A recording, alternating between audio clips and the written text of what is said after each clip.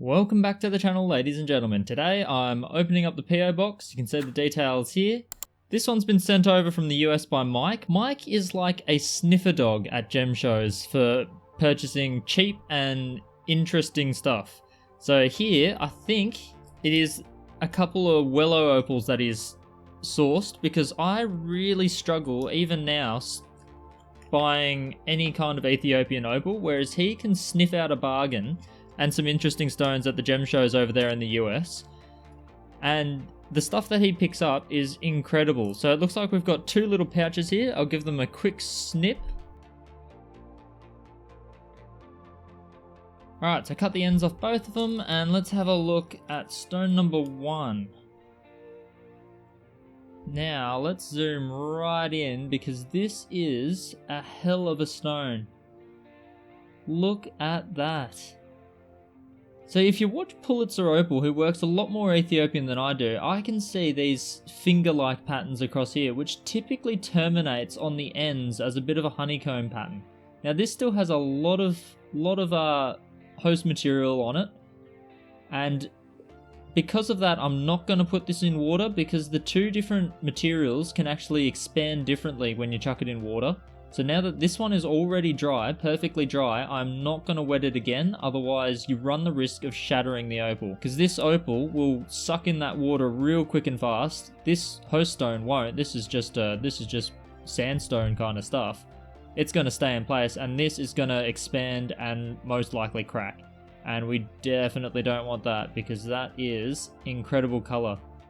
Just reds, greens at sharper angles, but from front on, just many warm colors, and we really like to see that. Not a lot of major issues or imperfections that I'm seeing here. This is going to be quite exciting. Maybe one of the better pieces of rough that I've actually received in terms of Welo Opal. But that's just stone number 1. Stone number 2. Okay, stone number 2, similar material again. I was gonna say the color play is not as strong, but it is just as strong. I actually think the camera is a little bit overexposed, so let me just turn that back a little bit more. That's a little bit more like what I'm seeing. So here, once again, you can see that no, it's not a slice of the one stone.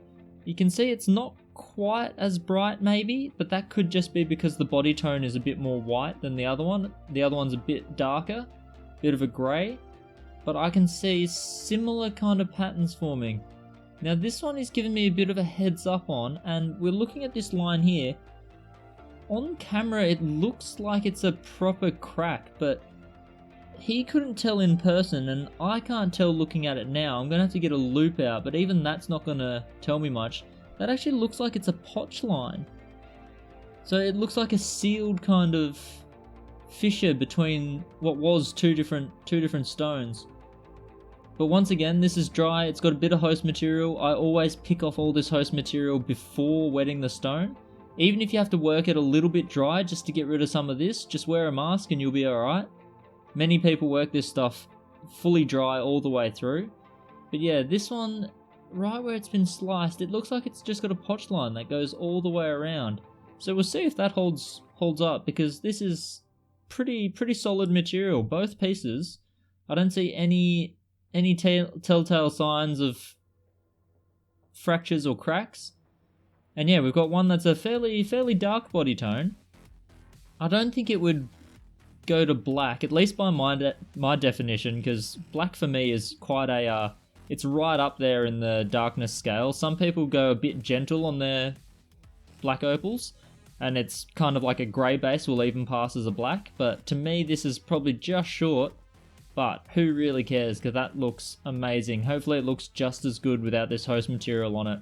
The shape of the actual stone is already in a teardrop, so I might actually cab this one up, and it's already halfway done for me. This one here is more of a irregular shaped chunk, and so I'll do a lot of creative fun carving on this one, I think.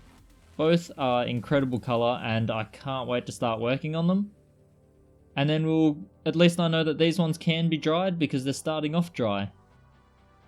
So I've just got to treat them well, and we should end up with 2 outstanding gems, particularly this one. I think this one is gonna kill it. But in the recent giveaway thing, I did have a couple people ask me to work on some more Ethiopian Opal because I don't see it a lot. But trust me, check out Pulitzer Opal's channel. He is much higher quality than me and has some great content when it comes to Ethiopian Opal. He actually gives it the time of day and has worked quite a lot of it with great success, and he's learnt a lot about it and taught me a lot about it through his videos. So by all means, check that out. And yeah, I'll have to see what we can get out of this. At the time of releasing this video, I might not be able to reply to everyone's comments because I will actually be on a boat. I'm going to schedule this one for release. I had a long story short, I had a cruise planned, and then the old COVID happened, and for 2 years it's been rescheduled, cancelled, and now I'm finally doing it because I'll be turning the big 30 in just a week's time or so. So might as well take my first ever cruise and see if it's any good. I rarely leave the house, so it'll be a bit of a change, but cutting Ethiopian Opal's a bit of a change for me as well. So stay tuned, and I will be back, and I will be working on these sometime soon because they're amazing to look at. The brightness is rivaling that of Aussie Opal, and this stuff looks pretty stable. So fingers crossed I can cut my best ever pieces of Ethiopian Opal, and I will see you in that video. See you guys.